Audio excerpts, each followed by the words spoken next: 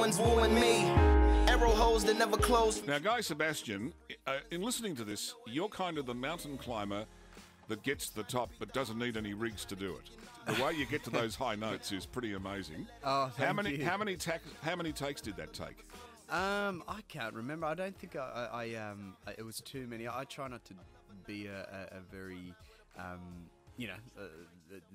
try not to make it too strenuous in the studio. You know, it's always nice because I edit my own vocals and record my own vocals. So it's better to sort of just do 2 takes and maybe just edit out of those 2 as opposed to...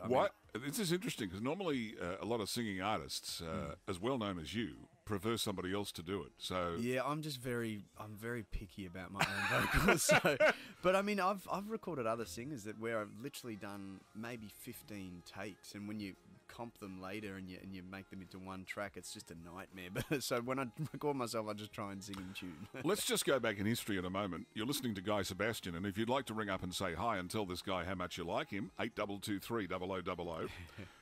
We go back to 2003, which seems a long time ago. First winner of Aussie Idol.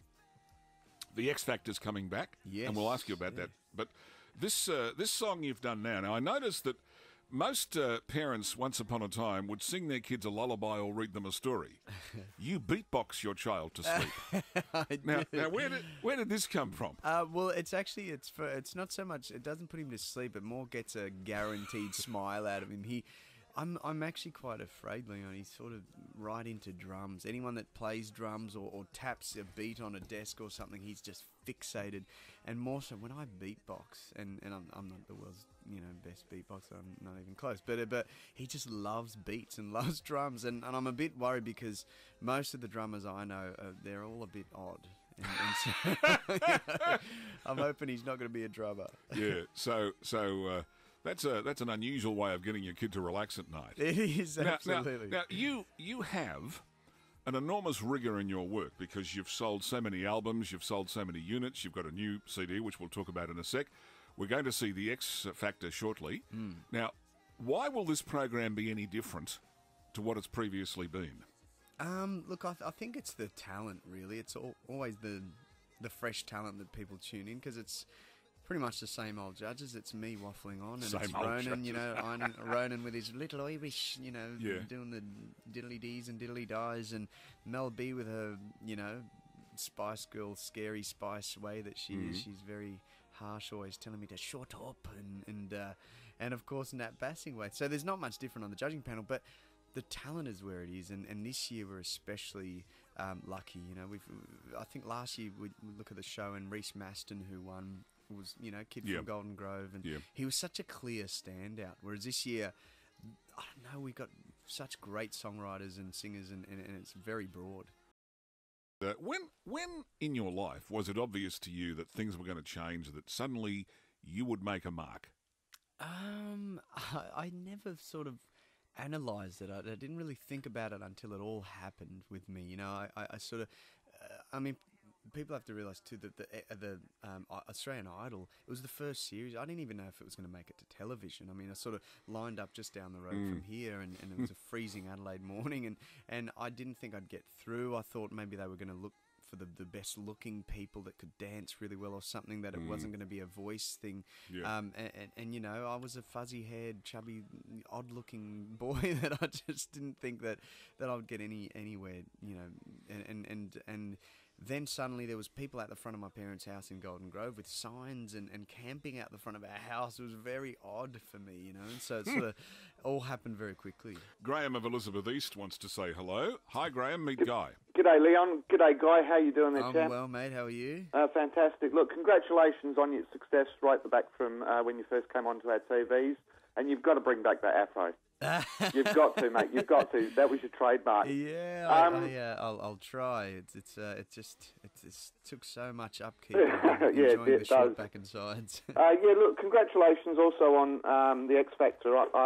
I wasn't really into watching reality shows, but then I sort of turned on, and with all the hype and everything, and I'm hooked. I can't wait to the new show starts. Oh, mate, I think you'll like this year. There's a lot of diversity this year. We've got great singers. Definitely the best that the top 12. That I think what I think people are going to do is swap and change their favourites week in and week out.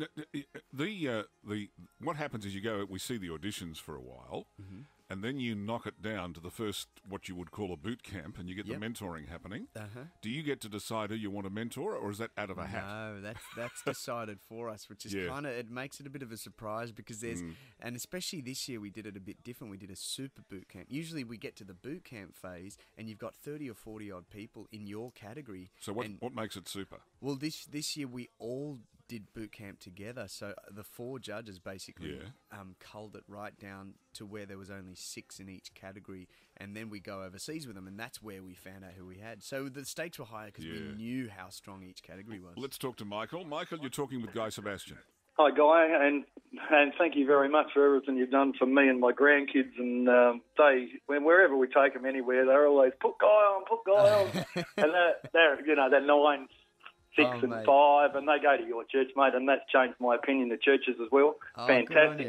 Just the way the kids sing, dance, the way you treat people like you treat them on that show, amazing. Your family values, your baby, your jewels, fantastic, mate, fantastic. You, mate. That's all I want to say. Good dad as well, mate. Isn't that good that you see you've won this great fan base for all sorts of different reasons? It's a very odd sort of thought, thinking about having a fan base and all that sort of thing. But I I love it. I love people. I love meeting people, and I guess even I think faces, and even this morning I did this thing at the railway station, and you see different faces, and they tell you things like, that new song, I'm going through a divorce or whatever, and it's really helping me through this. Or I think as a songwriter, when you hear that, and when I read social media and people say, that song, it helped me through this or whatever, it just makes it very worthwhile and very human. And so it's great. I've got the best job in the world, that's for sure.